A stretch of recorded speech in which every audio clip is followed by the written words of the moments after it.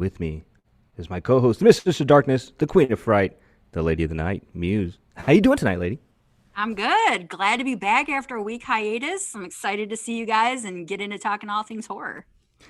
Right? I think, before we hit record in the last 4 minutes here, we're a little bit late. We got all our laughter out. Well, maybe not all of it, but we had to catch up for the week that we missed, and the conversation went really crazy from serial to being murdered on before the show started. But I'm glad I have an FBI agent on the show, Chris. How you doing, my friend? I'm doing wonderful. All of a sudden I'm really, really hungry. But I've been, Was it the murder? Was it the murder or yeah, the serial talk? the cereal, but I know what Serial I've had a killers. most amazing week, and my weeks just keep getting better and better and better. Yeah, I can't wait till you guys are my age to start experiencing some of this stuff.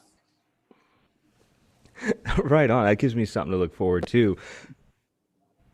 HorrO, how are you, man? You're jumping in prematurely here. Oh man, we're having all kinds of fun with the serial conversation here, and even before that, Dexter and I were talking about he's got his hat on tonight, but he doesn't need a haircut, and I don't need one, or I do need one, but I'm not gonna get one anytime soon. And if you haven't seen today's movie yet, you'll know why I refuse to get a haircut for a long time coming. I'm with you, man. My wife is like, "Can you get a haircut? You gonna get a haircut yet?" And I'm like, "No, I'm good, man. I'm good, dude." It's been a year, man. This is a year of me, my COVID hair, and the beard and all that, and I'm gonna go with it. I like it, I did have a good week too, Chris. I actually had, well, I guess a really busy week. I bought a big old shit kicking Ford Ranger with big old tires, brand new, and I'm burning up the streets of New Jersey now. And yeah, I dig it, man, and it's awesome. I love it. I'm trying to do things for me this year. This is the 2021. This is the year of Ken, right? But I can't do it without you guys. I missed you guys last week. We took a little break because we were backed up on shows. We had recorded all these wonderful shows. So this morning I released the Queen of Black Magic. So make sure you guys go back and listen to that. It was an awesome interview. Um, and that was a lot of fun. Yeah, so let's get right into our show. I want to start off with a really cool drink that I'll be drinking. I'm going to spoil myself tonight. So I was walking the liquor store, my local liquor store, and I always go right to the beers, right? And I don't always drink beer.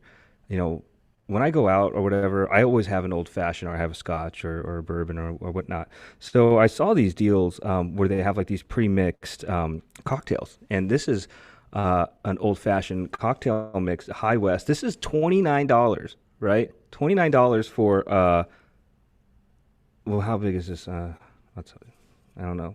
It's probably gonna give me like six cocktails, six drinks. So yeah, we're gonna see how this tastes. I'm gonna try it out, and I like a little ice with my scotch and or whatnot. So I'm gonna put a little bit in here, and I just want to say, cheers to you guys, and welcome back to our show where the scary things are. Cheers.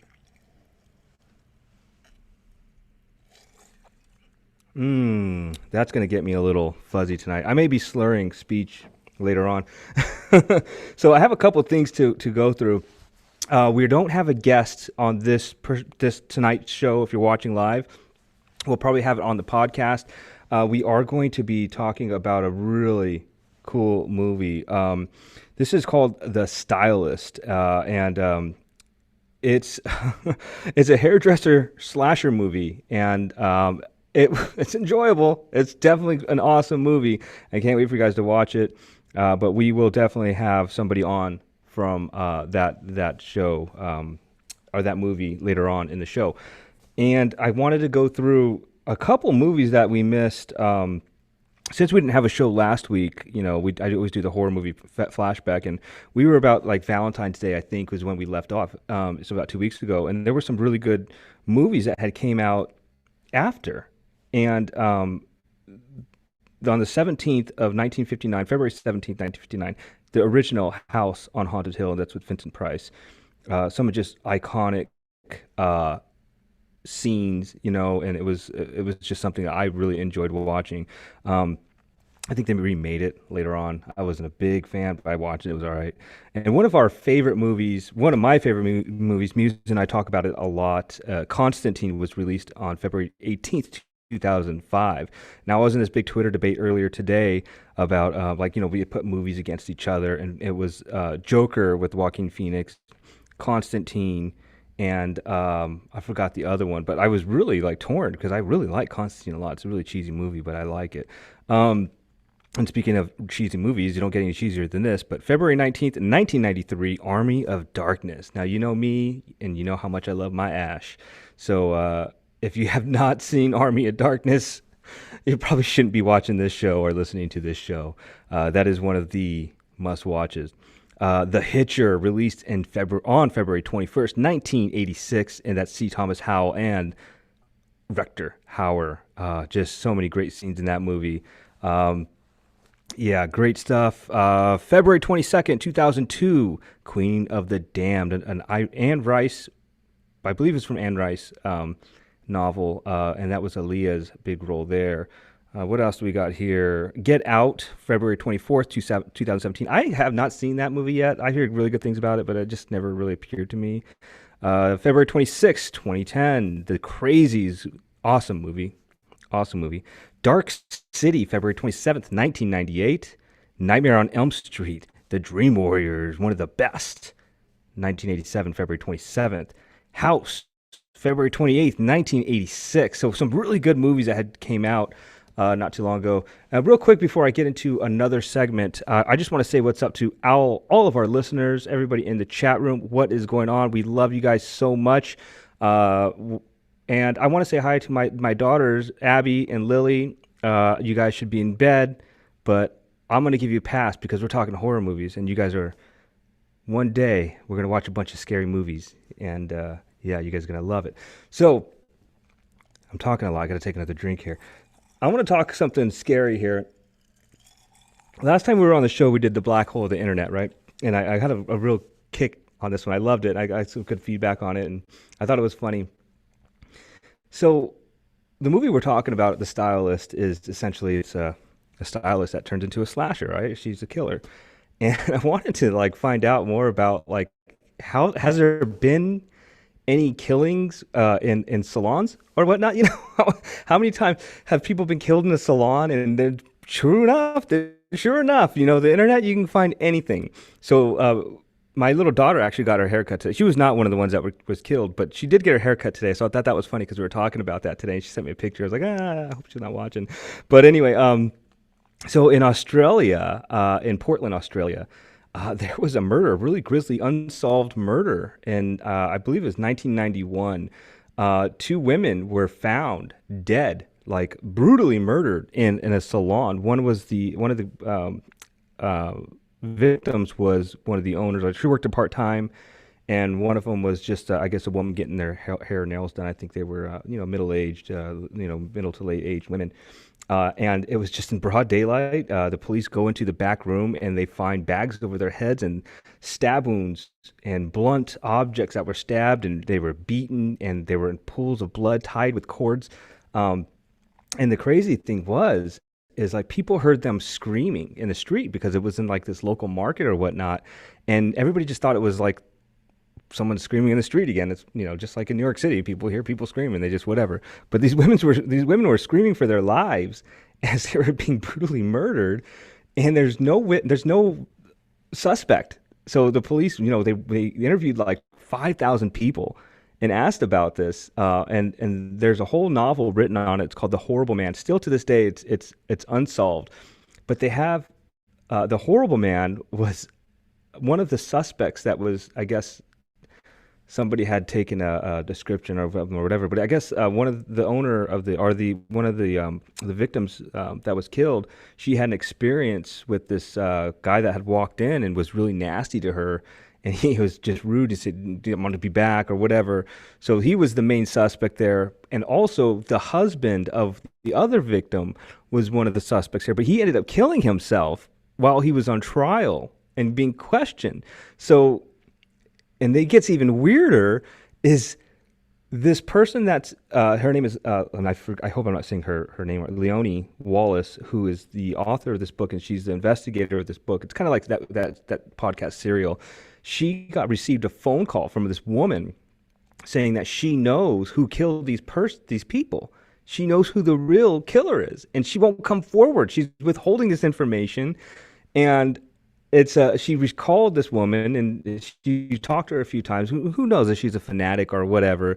But truly terrifying stuff. I love the internet. I thought about it. Like, I want to know if there's been any killers in barbershops. Obviously, there's Sweeney Todd. I didn't want to go that route, but I thought this was a really cool story. The Horrible Man, the Portland hair salon unsolved mystery murder. So check it out. You can read this book, or you can find this shit online. It is bananas, and there's so much more to it. There's so many more victims. There's like a barefoot man. There's a they have all these descriptions. It's bananas. Anyway, that's enough about me. Muse, have you had any crazy salon stories or anything like that? You know, other than horrifying haircuts, I don't think that I've never had that experience, but I don't trust anybody with my hair. So I'm really weird about that. I actually cut my own hair, which do not say anything. I'm just waiting for Ken to go, well, that's why you look that way. Because I'm Yeah. type brother type thing. So I'm like waiting for, I kind of walked into that, but, yeah, I don't do this stylist stuff. I don't go to the salons and stuff, unless it's something like really major, where, it's going to be something along the lines of, something I don't really want to, do on my own, but yeah, no, nothing really major as far as the hairstylist type thing. So, no, I can honestly say I'm sitting there with my mouth all agape when you're telling me that story. I'm like, oh my God. So yeah, definitely not something you want to see when you go in to get a trim there, for sure. Yeah, I know, right? That's scary. I thought of you. Like, I wonder if Muse has any crazy stories like that. So Yeah. let's get into the Sinister Six with Muse. All right. So this week, I usually try to pair up my Sinister Six with the movie that we're watching, but I didn't go that route this time. I decided to go in kind of like a different direction. So I kind of thought this would be a fun thing to talk about. I really got to thinking the other day about how much I miss 3D type movies. And, they used to kind of be a little bit more of a thing in the 80s. You don't really see them as much anymore. Every here and there, they'll bring out a movie that has like a 3D aspect to it. But, you don't see it as much anymore. And I really thought movies were so fun when they put that aspect out there. And there's been quite a few horror movies that have gone the 3D route, maybe in their franchises and stuff. I mean, I know John Grant out there knows that I love Jaws 3D. It's like a running joke. I love that movie. And there's so many great ones out there. I think the Final Destination has went the 3D route, which was pretty genius. I wish they would have done that with more than one installment. They're great movies anyways, but the 3D aspect was really kind of cool.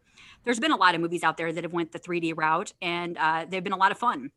So I thought I wanted to come up with a top 6 list of 6 movies that I wish would have been in 3D, or maybe had an installment that was in 3D and stuff like that. So, I mean, correct me if I'm wrong. I'm pretty sure all of these installments did not have a 3D title in the mix. So I am definitely open to being corrected on this one. But as far as and if there is a 3D version of any of this out there, I would love to see it. So, we're going to kind of go back, starting off with the first movie, to when I talked about a week or two ago, Arachnophobia. Arachnophobia would have been amazing in 3D. It was amazing anyways. It was a terrifying movie. Arachnophobia was just one of those movies that just got to you no matter what, but 3D would have completely put it over the top. There's so many great moments in this one where the spiders kind of like jumping at people. You've got all these spiders coming out of sinks and all kinds of crazy stuff. And they're in TV. I'll never forget the popcorn scene in Arachnophobia, where the married couple is like watching like Wheel of Fortune or something, and they're eating popcorn, and the spider is in the popcorn, and they're just so busy like stuffing their faces, like the spider gets in their mouth and just like kills them from the inside, comes out like their nose, it's just crazy good. And there have been so many moments in that movie that would have been great to see in 3D. So that's one that I would have loved to see in 3D. The second movie, Hellraiser. I mean, how cool would this have been to see in 3D? I mean, so many great effects in this one. I would have loved to see like more of like a 3D aspect in this movie. Any of the sequels would have been interesting in 3D. I'm really surprised they didn't go 3D in the third movie, Hell on Earth, which is actually a favorite of mine. I know that not a lot of people like the Hellraiser series after the first two movies, but I actually loved quite a few of them. I thought they were really a lot of fun. And Hellraiser 3 Hell on Earth is absolutely one of my favorites besides the first two. I have a soft spot for this one. And I would have loved to see a 3D aspect to this one. I just think they could have done so much there, and it would have been a lot of fun. The third movie, one I talk about often, Phantasm. I mean, obviously, the flying ball coming at the screen would have been really flippin' sweet. You know, it would have been just one of those really cool twists to the whole thing. And the movie is like it's under your skin, anyways. Angus Scrimm is always in top form, but yeah, the spheres, these spheres that kind of come flying at you, it would have been really cool to see in like a 3D aspect. And there would have been a lot of opportunities for them to really get to you, you know, with different scenes in like a 3D aspect. That would have been a lot of fun. The fourth movie is one that I don't know if everybody's going to agree with me on this one, but Creepshow. I think I'm speaking, and even Creepshow 2 would have been good too. I think that the Roach segments at the last, they're creeping up on you. The very last story with E.G. Marshall would have been a lot of fun to see in 3D. I mean, I think we all get creeped out by bugs anyways, a lot of us. And to see these roaches coming at you in 3D would have just put a whole new spin on the whole thing and scarred so many more people. So I think this is what really scared me off of, you know, like I think I was deathly scared of roaches after this movie. And I think the Meteor, you know, the Jordy Verrill story with Stephen King would have been a lot of fun too in 3D. There would have been, you know, you got like Father's Day, you know, I Want My Cake. It just would have been a lot of fun to see in 3D. And it would have been a really kind of cool version to see a lot of these stories in more of a 3D aspect, kind of like jumping out at you. I would have loved to see the raft in Creepshow 2 in 3D. That would have been kind of cool. You know, just, you know, the kind of like this thing kind of like eating people, this blob in the water, and then they're just kind of like, you know, turning into these skeletons. It would have been really cool. The fifth movie is Critters, and this is one that I've not seen in so long. I think it came out in 1985 or 86, and you know, it kind of centers on these strange, real fuzzy creatures from outer space. They arrive on this farm, this family. You've got Dee Wallace Stone in this one. You got Scott Grimes, who was kind of like a heartthrob in the 80s, or the Brown family. They fend off these little malevolent little aliens, you know, and then two bounty hunters with like, I guess these superhuman abilities follow these aggressive beasts from beyond.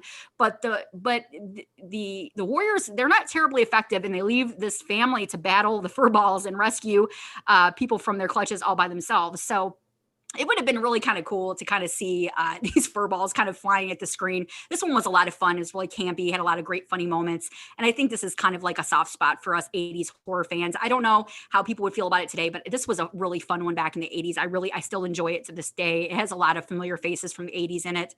And it would have been a lot of fun just to kind of see Critters in 3D.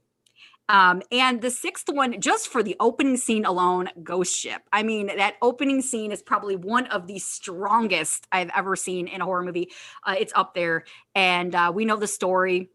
It's about this boat salvage crew that discovers the remains of like this big passenger liner thought lost for more than like 40 years. They get on board this really eerie, creepy, big, huge ship.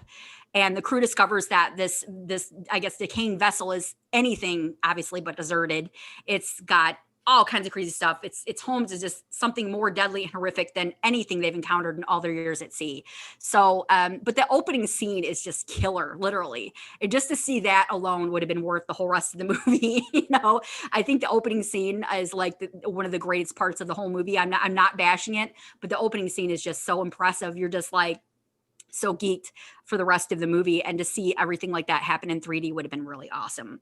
So that is my top 6 of horror movies I would have loved to see in 3D. So I'm going to swing around to Chris this time, and I'm going to ask him, what horror movies do you wish they would have had in 3D? You know, the first one that comes to mind is one of our favorites. We've discussed on this show a number of times, and you know the scenes I'm talking about from Event Horizon. Yes. And the scene where the body parts are sort of floating in the air. And I could just picture as an audience member, you know, reaching out and trying to hold somebody's hand, even though the person's not attached to it. But I think Event Horizon would have had some really eerie moments, but I'm not done yet. Horror movies. Bring Burt I. Gordon movies. Now, this is going back from the 50s and 60s, and you can see a lot of these on Mystery Science Theater 3000, but they are fun movies with dinosaurs, King of the Dinosaurs. And what I'm thinking of is the Peter Graves one, the beginning of the end, when the giant grasshoppers converge on Chicago. Um, you know, sort of a foretelling of Chicago's future anyway, but that would have been really, really neat. The other ones are, these aren't horror movies, but A Towering Inferno or Die Hard certainly lent himself to that as well. But any Bird Eye Gordon movie, but Event Horizon, definitely. Event Horizon is one of my absolute favorite all-time horror sci-fis. Just so good, and I cannot believe how I guess they said it didn't do well when it came out initially. Yeah. I don't get that. It was so fantastic. It's just one of the best I've seen, short of like the Alien franchise. There's so many good ones out there, but Event Horizon just got to me. It was so creepy. So yeah, I love that choice, and I have such a soft spot for that movie. All right, so Monster Mash Ken, what horror movies would you have loved to see in 3D? Well, first, Chris, I loved your selection. Great job there, and Muse, well done with everything, especially with the Ghost Ship. I don't to tell you the honest truth. I think I've seen the opening. I don't think I've seen the whole movie all the way through, but I've seen the opening so many times. I really can't say if I've seen the whole movie of Ghost Ship all the way through. But I agree. I think all the movies that you picked would have been really cool to see in 3D. Arachnophobia, man, that would be freaking awesome. Yes. So I'm gonna tiptoe kind of like Chris did with a movie that kind of can it be horror? Maybe it's John Carpenter. I always got to go back to Big Trouble in Little China, man. I think if they did something like when they're fighting with those. When Egg Shen and Lopan are fighting with those big with the crystals, and they have like those samurai warrior deals, or like when they're in the pits and those monsters come out, and I think that would be really rad. That's for sure. And why not like a Freddy Krueger movie? Yeah, if they would have done something like that, maybe like Dream Warriors would have been a really cool one to do in 3D. Yeah. That would have been really rad. And I can't think of anything that hasn't been done already. Maybe like The Stuff or The Blob or something like that, where you can kind of Yeah. see it oozing at you. That would have been pretty dope. I would have been into that. But yeah, I'll pass it on over to Dexter and HorrO. But good stuff.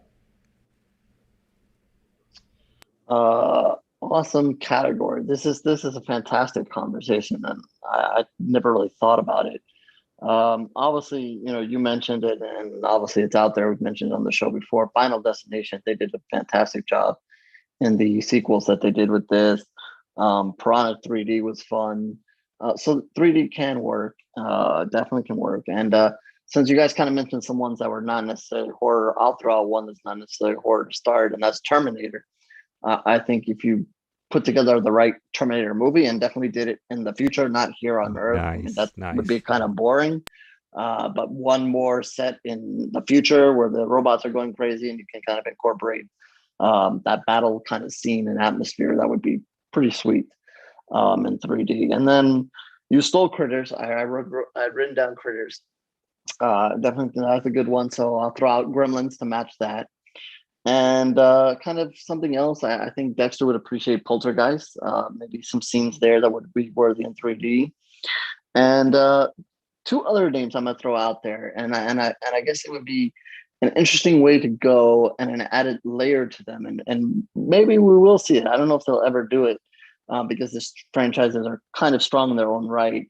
But either a Paranormal Activity or something in the Conjuring universe. To bring those jump scares to another level, to see if they can bring them at you. Maybe challenge the filmmakers in that way. It's fun watching the people jump and get scared to death in the movie there, but maybe to try to bring it out a little bit more, try to get us off our seats a little bit more and try something in that angle. I don't know if that would work or not, and if that's possible within their storylines. But I would venture to say I'd be interested in that kind of thing. Well, I love all of these choices. I just think that I think we need to bring back 3D. I really do. I mean, I think that it's something that kind of like has fallen by the wayside a little bit. And you do see it here and there. And they did do a Freddy, Nightmare on Elm Street 3D. It was really short, though. It was at the end of Freddy's Dead. I think it was like the last like 10 minutes or something. I actually saw that in the theater, and it was a lot of fun. It was definitely an aspect that they really needed to do more of. And that. yeah, it was.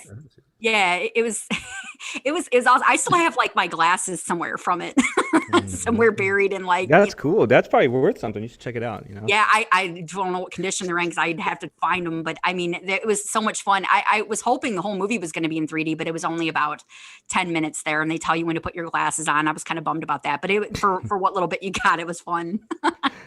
Well, you can use it to buy some cereal. Right, $40 for life.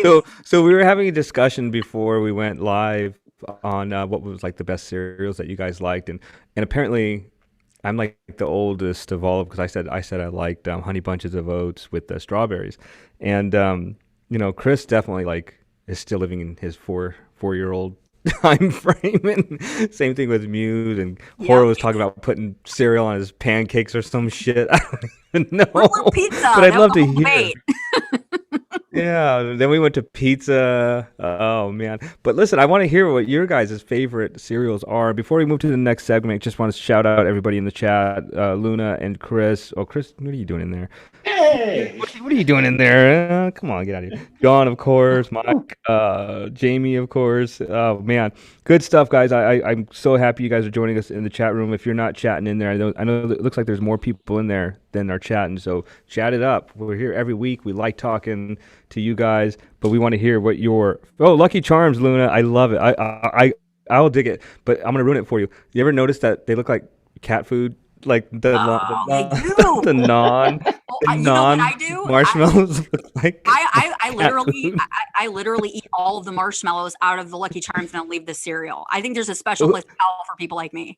I really do. Wait. Back up. Rewind that. What did you say? You eat all the marshmallows first, or you go the? I literally have went and like emptied out like the whole cereal, eat all the marshmallows out, put it back in the box, and like people will go to eat the cereal. Yes. There's like no marshmallows. You deserve those bad haircuts that you've gotten in your life. And special place, yeah, for me.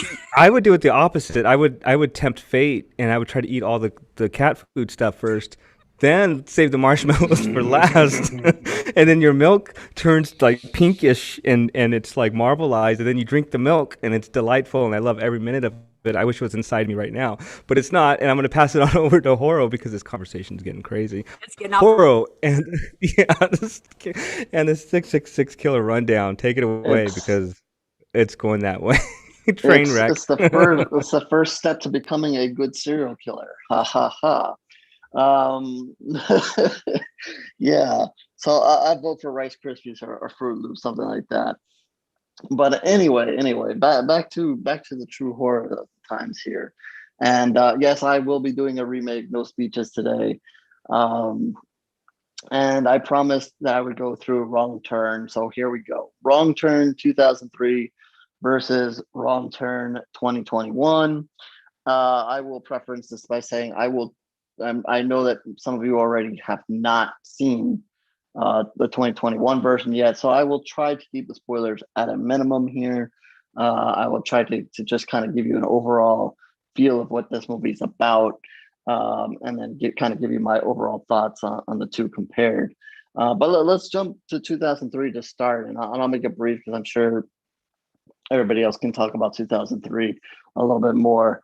Because I'm imagining not so many people have seen 2021 yet. But 2003, basically, you have a very typical horror setup here. An accident is caused in the road in the middle of nowhere. This group of, they're not teens, but they're young people here, get stuck, and they decide, okay, well, we have no other choice but to wander off into the woods and try to find help. And of course they get lost, and of course they find trouble. Trouble in this case is a bunch of cannibals who proceed to hunt them down. And basically they of course find their lair and blah, blah, blah. And we have all kinds of goodness, some good deaths here, and that basically started a whole franchise with several sequels, um, some good, some bad. I would say, this is kind of a serious start here to the franchise, and I guess maybe some of the other sequels weren't so serious. Some of them were a little ridiculous. But I think at the end of the day, for me, one of the reasons why I like Wrong Turn and the Wrong Turn franchise is that, yeah, not every movie is fantastic. Not all of them are winning awards. Some of them are filled with bad acting. Uh, but the kills are what you enjoy. You enjoy watching these people die, um, especially the ones that are the bad actors. The quicker they die, the better.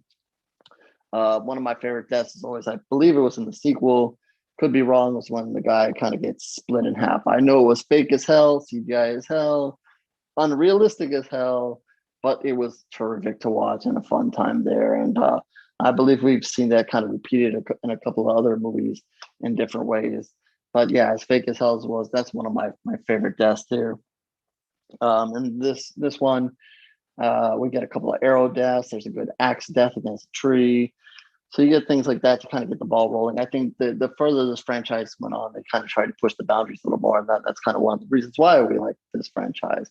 Of course, this one starred um, Eliza Dushku, which I'm sure Chris can give a rating on her babeness in this movie, running around in her white shirt. That's always a plus. Uh, and so we get all that goodness, and that kind of wraps up 2003. I'm not going to say too much more about that. What I want to focus a little bit on here is 2021 version. So this version is supposedly rebooted here. So we're not getting an exact remake here. This is not going to be a scene for scene remake. Really has very little tie-in to the other series.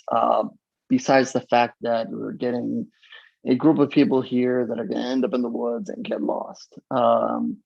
They're basically looking for this fort here in this forest and get lost on their way. Trouble happens, and that's how they kind of get stuck out here in the woods. We have no cannibals this time. So they've completely replaced the cannibals with a whole new group. And if you've listened to or seen any of the previews and so forth, this new group is called the Foundation. They are a society that's been living out here in this certain area of the woods since before the Civil War. So they've created their own society out here in the woods. And I guess the people who live closest in town know about this society, know about these people in the woods. But for the most part, try to leave them alone because they don't know, they don't want to interact with them for a good or bad reason. We'll find out. So you have the Foundation out there in the woods, and you have this group of young people. They're definitely young people in this movie. I believe they're college graduates and so forth that are set out there. And the movie goes out of its way to kind of tell you, who these young people are. They go out of the way to give you a mixed group here. You've got a couple of young ladies. You've got a black guy. You've got a mix. You've got a whole mix of people here, and they go out of their way to make sure that we're giving you a mixed group here of people. And not only are we giving you a mixed group of people here, we're going to go out of our way to tell you in one scene that this person is aiming to do this in life. This person's aiming to do this in life, and one person maybe not so sure what they're going to do in life. So we're having a setup here of one group here and then another group here. And then you're kind of called maybe a third group you're going to introduce to this blue collar, I call them blue collar worker kind of group. So as I say this, start thinking, where am I going with this? Well, yeah, this movie is very much going to have a point to it. This is not just throw some people in the woods and kill them off here. No, we're going to make a political statement, and we're going to make a statement of society in this movie. Do they ram it down your throat? I don't know. I mean, that kind of depends on how your tolerance is to it. But let's just say you have these three different groups, and they're all represented, and you're going to see them clash in different ways. And you can kind of, if you really want to put on your thinking hat and kind of think about how society is and whatever, you want to kind of stumble into that, where the movie's going with all that, you can. So yes, one of the questions in my review that I kind of put out there was, can you turn Wrong Turn into something more than the kills Well, that's exactly what they did here. They tried to make a political statement, a societal statement, or just make you aware of it. I would say that this foundation group is more maybe a representative of socialism or that kind of society.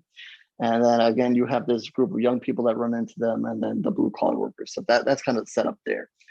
Um, so what you have here also is a very interesting way they play about it.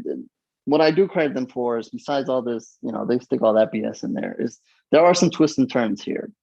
And you're going to see the young people kind of, I'm hesitating, I'm trying to be as spoiler free as possible, but you're going to see the kind of young people be like immediately the victims here, kind of every other wrong turn story, we're just going amongst our business, but, we're getting hijacked by these people. And it kind of goes that way. But then it hits a point where maybe it's not so clear cut.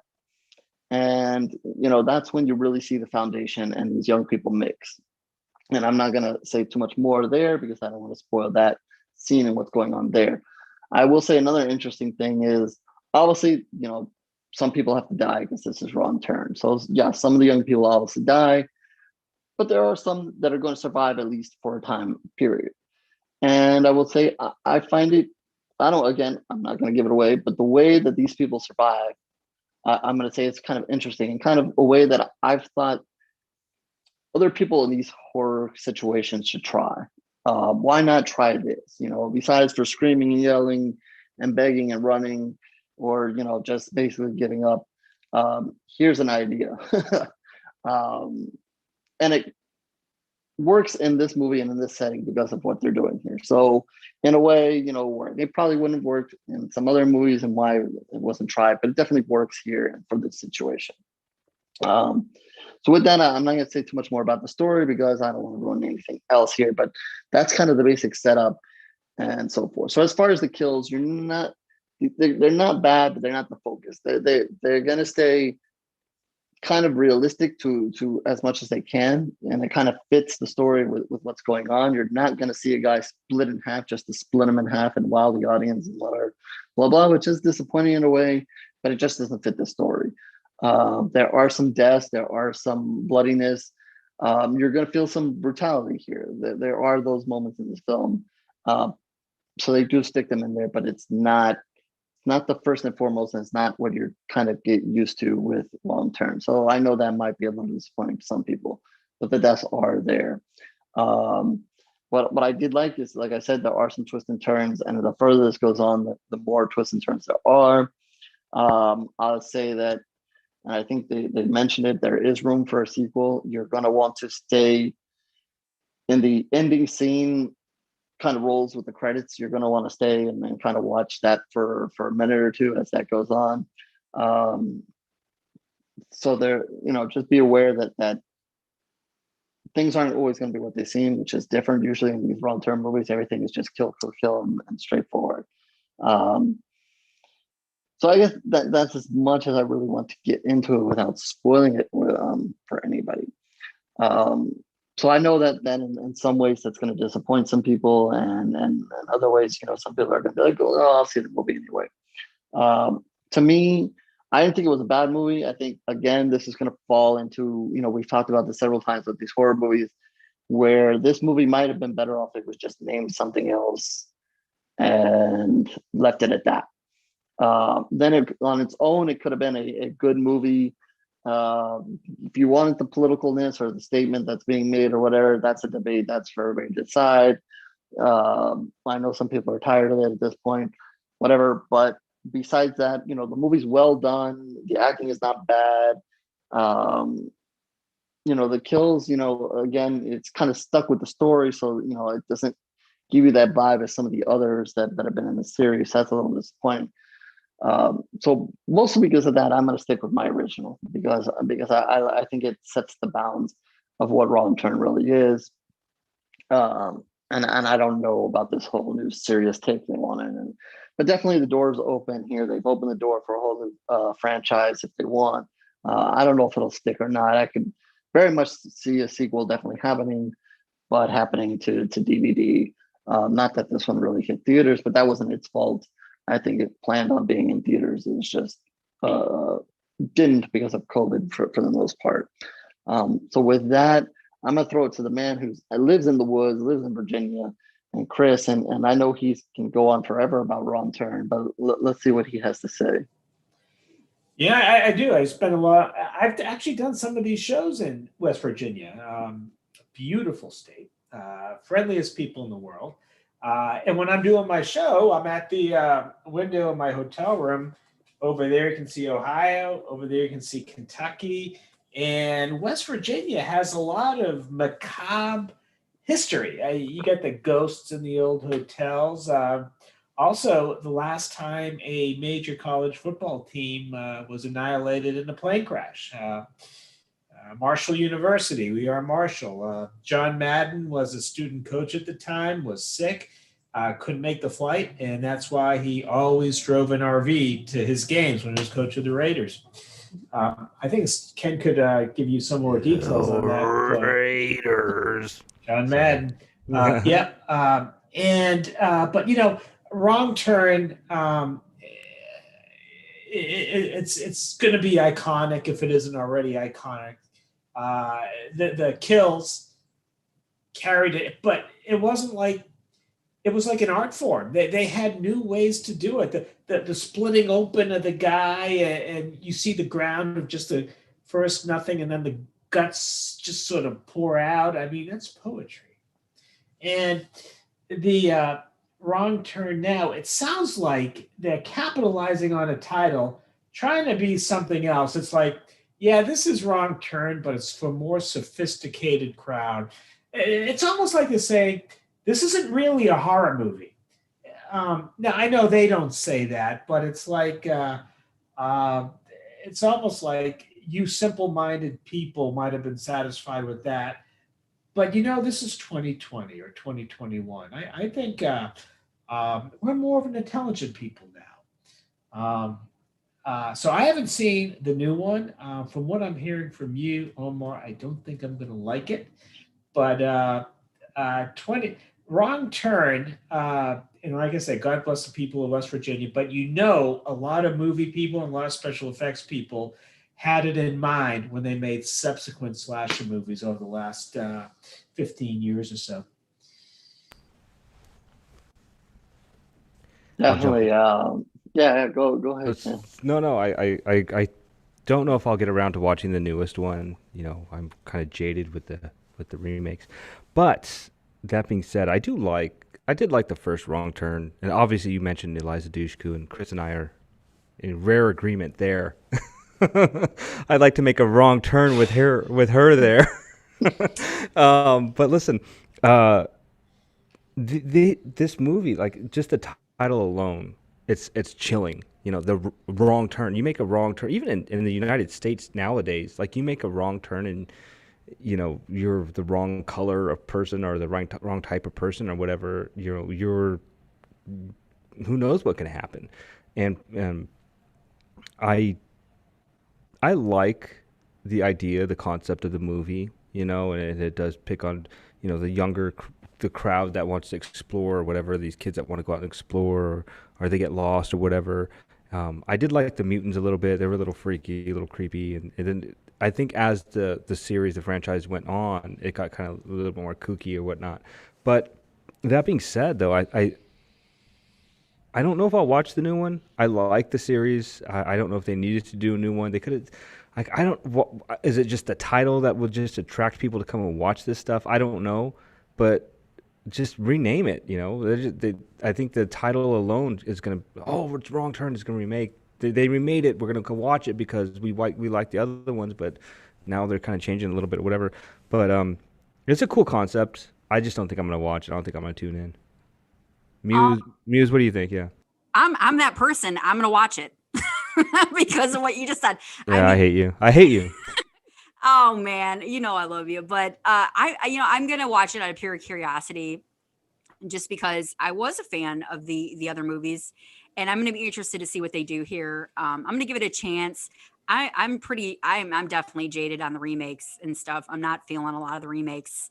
And I do think it's kind of tired out, but It'd be interesting to see what they do.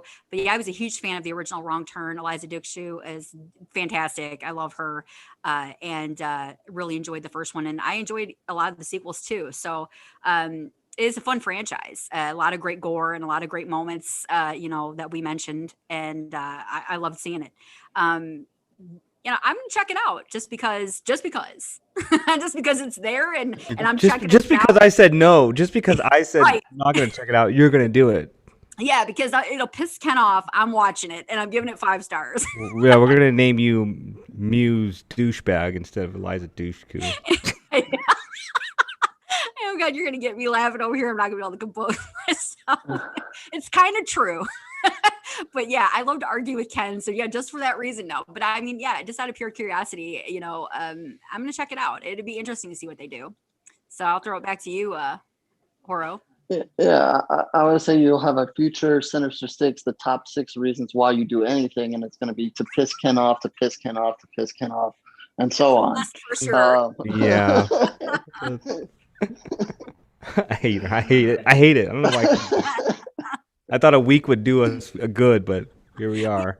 The real reason we took a week off, Ken needed a break. He's like, Yeah, there's not enough scotch in this cocktail. I'm gonna put more in it. I love you guys.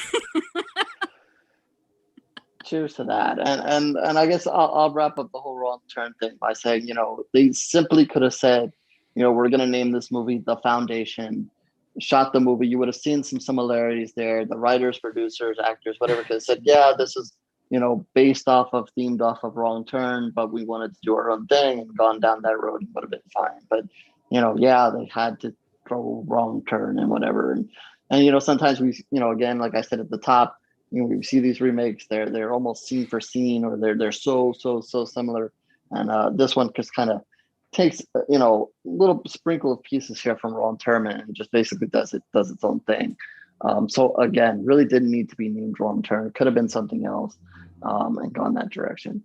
So with that, we'll jump into some news, and of course, we always have to start with something remake. It is amazing that there's just always remake news when we complain about these remakes, and there just is. Today, I guess it was announced that Silent Night, Deadly Night has not died. It will return. I guess they're not very specific here. They don't say whether this is a remake, reboot, sequel, or what this is. But we're going to revisit this. Why we have to, kind of, again, I have a feeling it's going to be the same boat here. Why do we have to do Silent Night, Deadly Night, and include this title and base it off this, whatever they end up doing? Can't we make up our own Santa Claus killer and just go with it? I mean, just make up your own story and go. I mean, isn't that what we're doing here? There have been some over the last couple of years. There's some over the course of the last 20, 30 years of horror, different Santa Claus kind of killers. Why do we have to go back to a specific title here and compare it to that? Can't we come up with our own story? I mean, what is happening here? I don't know, but we'll see what happens there. This is fresh news, so we got a long way to go. Neil Marshall's The Reckoning, if you missed that already on demand, digital, and so forth, it will be coming to Blu-ray in April. Pacific Rim Black, from the Pacific Rim series, it's going to be this time it's going to be animated. It's going to come to Netflix, and actually that's going to start in a couple of days here on March 4th. Speaking of animated, and I'd mentioned it earlier, is Terminator. It looks like Netflix is going to try to do an animated series of Terminator on Netflix. So there we go. Maybe they'll do something interesting. Maybe, they're not going to go 3D for now, but they're just going to try the animated route. So let's see what they do there. I mean, that could work. We'll see. And I don't know about, I've yet to really watch too many animated things on Netflix or Amazon and so forth. So I don't know how that goes. Here's a sequel long in the works. I don't know if anybody out there remembers District 10. I'm imagining Chris knows all about that. Finally, it looks like we're going to get a sequel. I always thought it would have been a great TV show that they could have done at some point, but they just never did. Pop quiz trivia here. District 10 is actually the first movie I ever reviewed on HorrO Score Reviews. It's kind of weird. It's not really a horror movie, but it's how it started. Title that I liked here, not the reason why I'm mentioning this. It's a video game called Twisted Metal. It's gonna get its own live action series. My video gaming days are long over, but it was one of my favorite games prior to kind of hanging it up that and anything that wasn't like Madden or so forth. But definitely one of my favorite games. I'm definitely interested to see what they do here. Hopefully they don't ruin that, so I can at least go back into my younger years here and enjoy that. The Queen of Mary, not the actual queen, but the ship. There's going to do a trilogy on the hauntings of this movie, of this ship that's famous for hauntings and so forth. There's going to be a trilogy there. They just announced that. A couple of titles here for Shudder. I like to keep you guys updated with Shudder because they're putting out really good stuff. Starting a couple of days is Lucky on the 4th. Stay Out of the Attic on the 11th. I love that title. I haven't seen the movie, so I'm not sure what is going on there, but I love the title of that one. Slacks, which is the Killer Jeans movie. I hate jeans, and I always wear shorts as much as I can, and this movie definitely proves why. And Violation, which I have not seen, which I have heard is a good movie as well, and that'll be on the 25th. So that's kind of your main movies coming to Shudder in March. And just a couple of recommendations to finish this off. A movie called Son, as in, like you're my son, as in child or whatever, not sun, the planets, the moon, the stars, and all that shit. That'll be on demand and digital. Just got to make sure everybody's clear here. There's two different suns here. If people can be stupid here. That'll be here on the 5th. Definitely an interesting take here. And we talk about kids and horror, and that's what involves one here. One that Chris put out a review for is Ravage, and that's on Amazon. And I saw that as well. I have not yet to do my review, but if you haven't seen that, it's on Amazon. I think Chris said it's on Tubi. Whatever you think of the movie, just wait till the last few minutes of that movie. Crazy, wild ending, something like you haven't seen. So check that out. Even if you want to fast forward to like the last 10 minutes, just do it. The rest of the movie you will kind of have seen before. Just wait till the last 10 minutes or so. I mean, you may miss some of the setup to that, but I mean, just wild ending there. And the last one again is Lucky. That'll be on Shudder, and that's with Bray Grant, who is also in The Stylist. And that's it. Good stuff. I'm glad you brought up District. Isn't it District 9? The sequel is District 9. The original movie is District 10. Or do I have it backwards? Sure? I could have it backwards. I think you might have it backwards. Chris? I have it backwards. Chris, you might have to. Which way is it? I believe you get it backwards, Okay, I had it backwards. Yeah. Okay. But I was too confused. The sun. Yeah, sun. Dexter's District 9, 10. Dexter wrote it wrong on the sheet. I don't know what his problem is. God damn it. Always blame Dexter. Damn intern. That was a really good movie. I really liked that movie a lot. It came out of nowhere. It really did. It was great. It was brilliant. And Twisted Metal. Remember playing that on I think it was PlayStation, right? That was PlayStation rad. all the way. So awesome. Man. So awesome. I hope they don't blow that. Whatever they're doing, whatever they have ready, I'm so ready for it. Hopefully they don't blow it. Chris is pulling for Jason Statham to be in that movie. Oh, one of my favorites. One of my favorites. Has he ever made a bad movie? Don't say Ghost of Mars. That was a very underrated movie. I've always liked Statham. My sister ruined it for me and started making me question my sexuality. She goes, "Why are you always watching Jason Statham? Why is he always wearing like these tight clothes?" And you're I do him. Like, he's a good-looking guy. If I go bald, I want to have that muscly head. He's got like a muscly head. Anyway, I believe you call him a hunky boy. A hunky boy. He is a hunky boy. He is indeed. I like Jason Statham movies. I really do. Transporter was great. Yeah. I mean, Crank 1 and 2. Crank was great. There was another one. There's a few movies. Expendables was great. Parker, Chaos. One of my favorite movies all time, Snatch. I loved him in Snatch. All right. Yeah, Guy Ritchie. All right, yeah. Chris, you're up with the creature feature of the week and the review of The Stylist.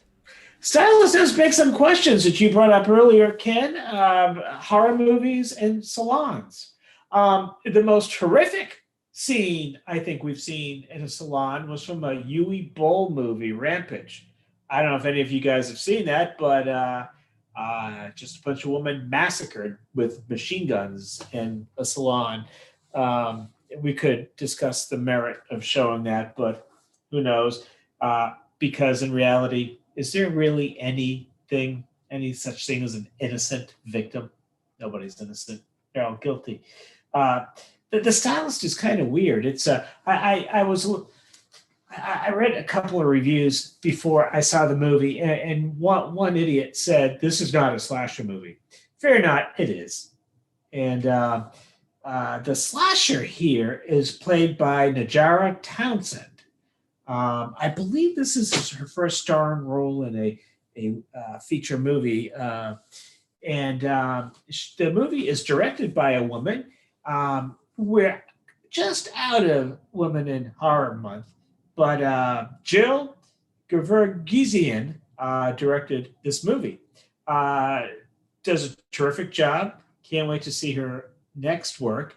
But in one sense, I feel it's kind of a woman's movie. It's basically all women. There's a guy in it. He's a putz. But the women are attractive, so we can give them a little room here. But let's talk a little bit about barbers, stylists, hair salons, because if you think about it, we had to really search to figure out salons in horror movies. Sweeney Todd is dated, but how many of you remember Malcolm McDowell in The Barber? The Green River Killer.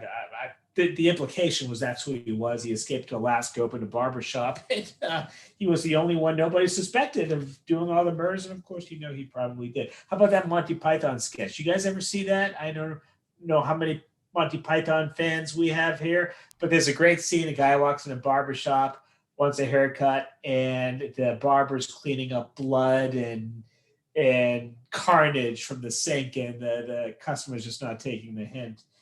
Hilarious scene. So there is, but what we have here is a Roman Polanski-like study of a woman whose grasp on sanity is probably long gone, if she ever had it. And she knows it. She knows she's different. She wants to fit in. She wants to be able to have normal conversations. But if you have to practice, hi, how are you? How you doing today? Nice weather. What kind of cereal do you like? You're not going to get it if you got to practice that stuff. This woman has to do that. This woman, whatever's inside her, it's not normal. So she studies people. How do they act? What are they talking about? What are they interested in? Other people's conversations. And she wants to become them so she can have these conversations and interactions. And it's sad. We feel sorry for her. And we got to watch ourselves in this movie because you got to remind yourself she's the killer. She's the slasher. We see some of the victims not too sympathetic with, others heartbreaking. But the first kill in the movie is Sarah.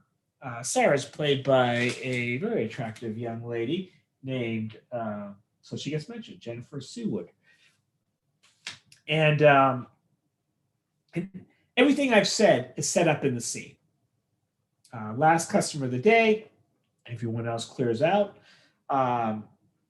Looks like a normal, I'm cutting your hair scene, small talk. Woman confesses, I got a boy toy here. I'm here on a convention. I got a family back home, but they'll never know. And of course, there's poison in the wine. She'll get scalped. Claire, played by Najara Townsend. Okay, I mean, tell me this is not a slasher movie. With her scissors, cuts off the top of her head, brings it home, or the scalp, probably cures it somehow. You hunters know how to do this. And now she has another wig. And as the movie begins, you can see she has a few there. So the first killing we see is not her first killing. And she only wants to fit in. And she tries to become these people, and it doesn't work. And she practices in the mirror. She starts practicing lines that they told her before she killed them and took their scalp. And then we get introduced to Olivia. I believe it's Olivia. Yeah, Olivia, played by Brie Grant. You remember Brie Grant? She's been in a lot of neat things. Ice Road Terror. I don't care what any of you said. Ice Road Terror was a terrific movie. I have reviewed it on my blog. It's a made-for-sci-fi TV movie. She's wonderful in it. I'm getting chased by these dinosaurs, and they never really quite catch her. I mean, who ever thought that they would exploit the Discovery TV show, Discovery Channel TV show, Ice Road Truckers? But they did. That was a wild show, too. She's been in a lot more than that. She's been in TV shows. She's a wonderful actress. She's a beautiful actress. And when she's getting chased by dinosaurs, she's especially stunning. It's funny how that happens. But guess what? Olivia's getting married. Her hairstylist, I don't know, gets sick or something. And she's got a wedding on Saturday. And Claire has already said, I don't do weddings. Now that's kind of interesting because you think, why doesn't she do weddings? And you'll find out. You'll find out. And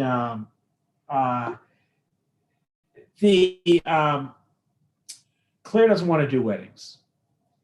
And we begin to understand why. But Olivia, bubbly personality, friendly, knows how to talk to people, knows how to talk to everybody. You get the feeling she might be a little bit phony, but if you don't have many friends, Olivia's kind of a nice friend to have. She'll introduce you to people. If she's got nothing to do, she'll hang out with you. And she is so grateful to, I once heard that people that talk with their heads above their head, that's a sign of insanity. I think they're right. But anyway, it's a segue.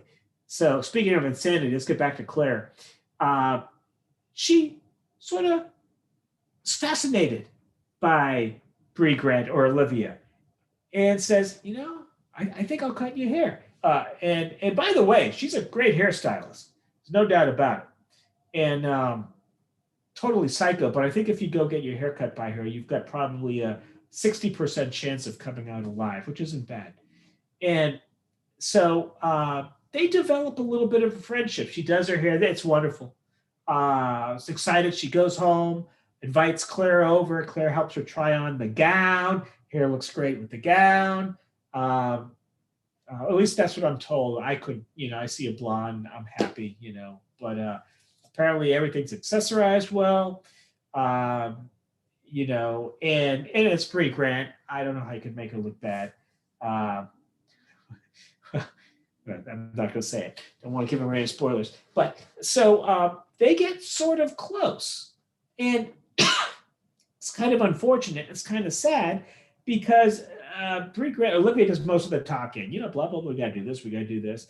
And Olivia's responses, they're from her victims.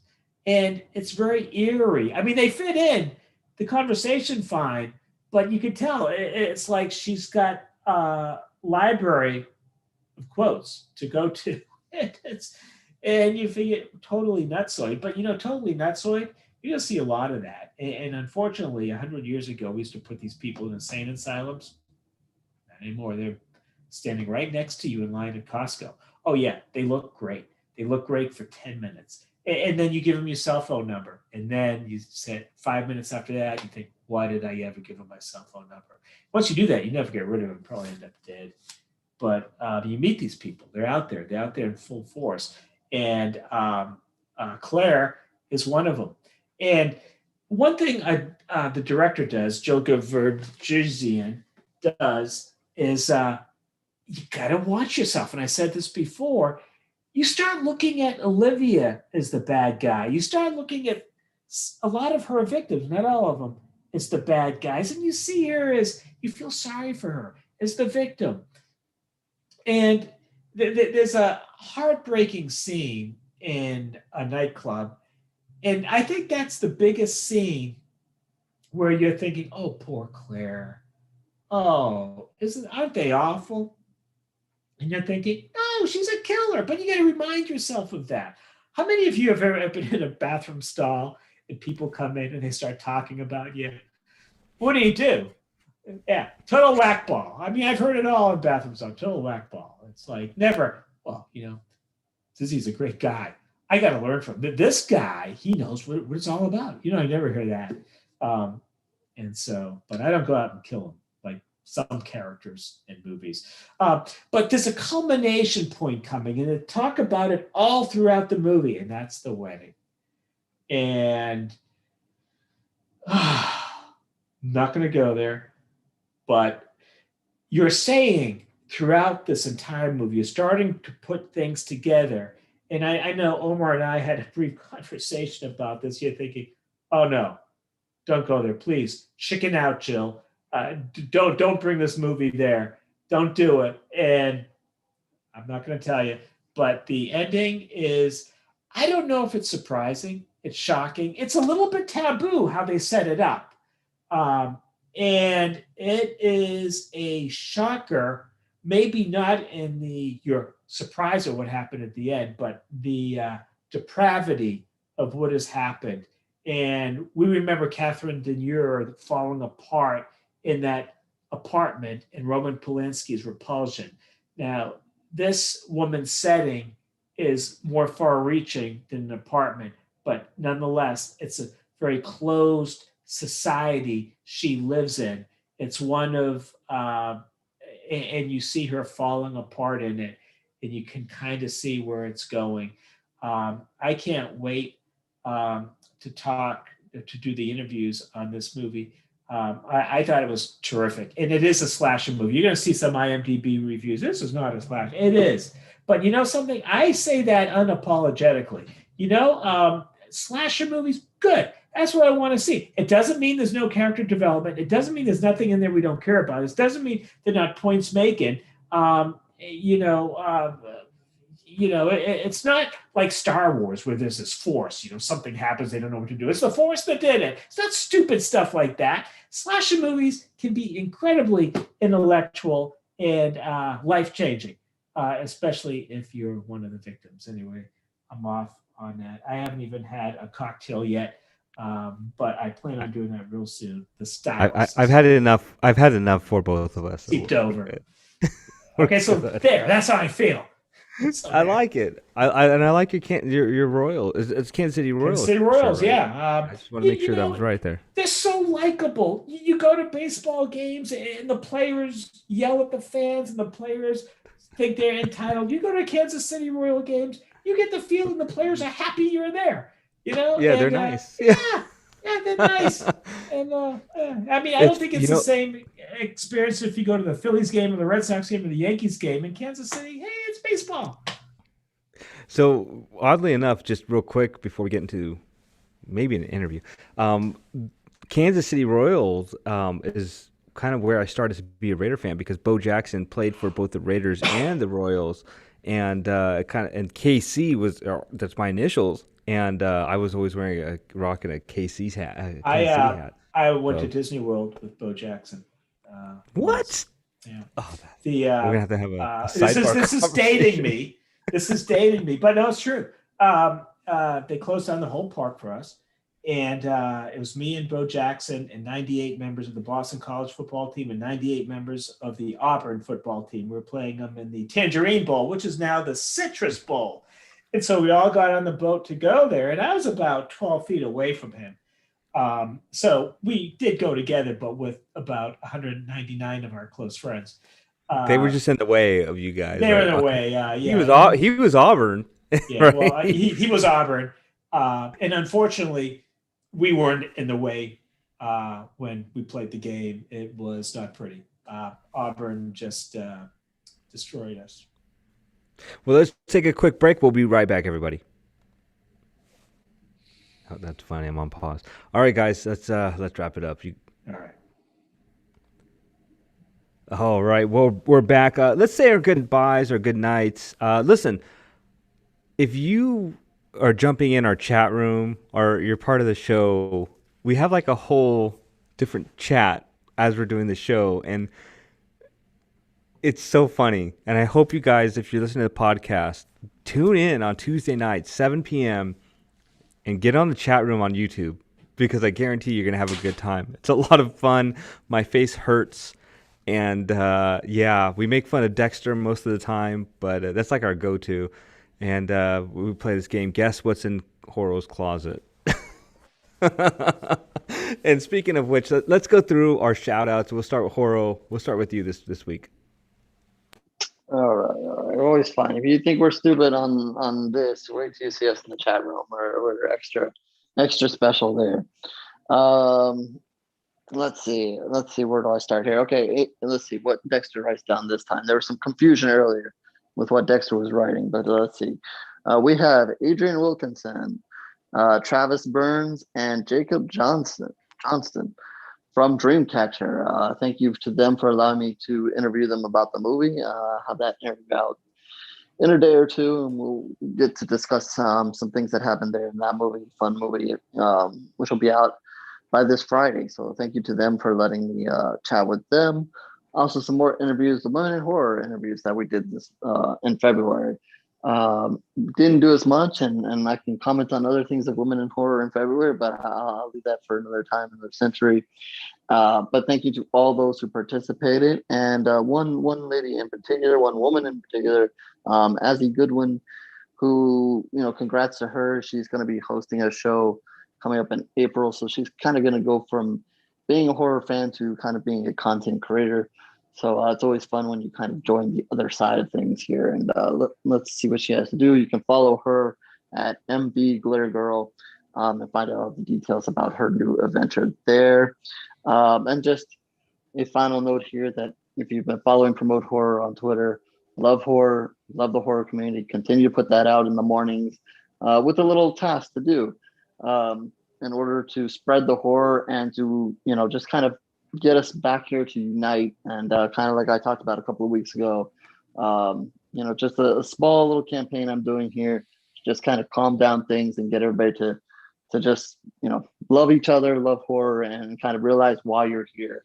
And to remember to help each other out, supporting campaigns, podcasts, whatever you want. I'm giving you guys little things to do, little direction here to help you out. But you guys are doing a great job with that. So as always, spread the horror, and on to the next. All right, Chris.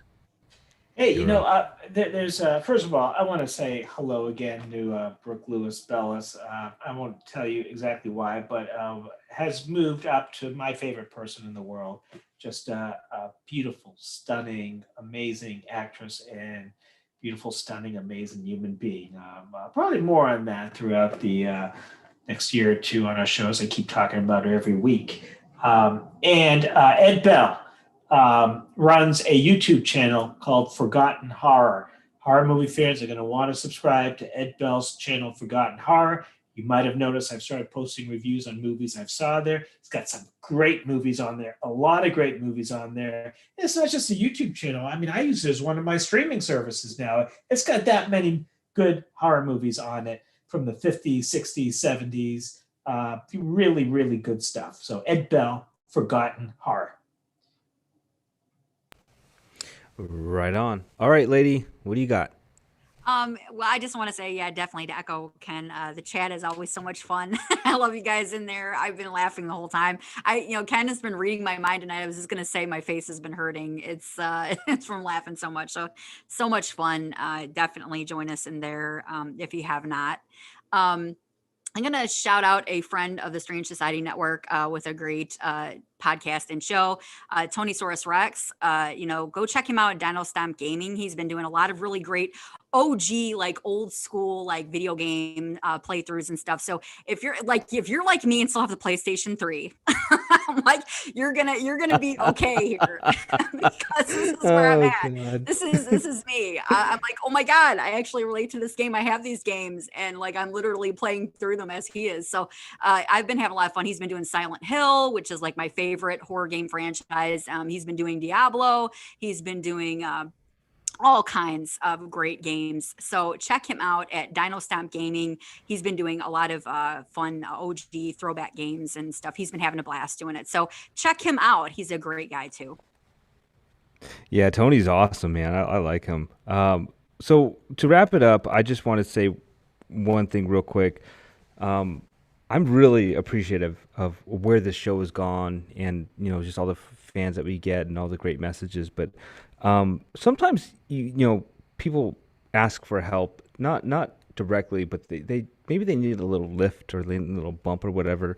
And Luna, Luna Redcoat, you're just one of the best people online, and I know you had a bad week. I just want to say I truly appreciate you. I think that you're awesome. I think you're funny. I think your tweets are great. And anytime you're just feeling down, come on the show. I don't want to embarrass you or anything like that, but I know you had a bad week last week. And I told you, wait till Tuesday because I know you're going to laugh. And I bet you laughed a few times this week. I laughed. Dexter laughed a little bit. Everybody laughed. And this is what we're all about. We just want to make you guys laugh. We're the lighter side of horror, if I may. And I really, truly have a great time doing this show. And I love all our fans. And I never thought this show would be what it was. But thank you so much for tuning in every week. We continually hope to do a better show. If you ever have any suggestions or comments or anything like that, just email us. It's just our name at wherethescarythings.com. Or, shoot us up on Twitter, whatever it is. We miss Casey. I do want to challenge everybody. Can we just start tweeting at Casey to get back on this goddamn show? Because I love Casey so much. Casey was my very first friend in New York City. I was alone in the city. And she and I became really good friends. And I miss her daily. And I wish she would come back on the show. She's just so busy. But listen, keep it scary. Treat each other well on Facebook, on social media, like HorrO says, and love each other. Treat each other well, and just support the horror community. And we're gonna keep doing this show. We're gonna keep giving you guys great movies. Share the word. If you're not doing anything Tuesday night, tune in, and we're gonna make you laugh. I guarantee it. Anyway, keep it scary, my friends. Till next week.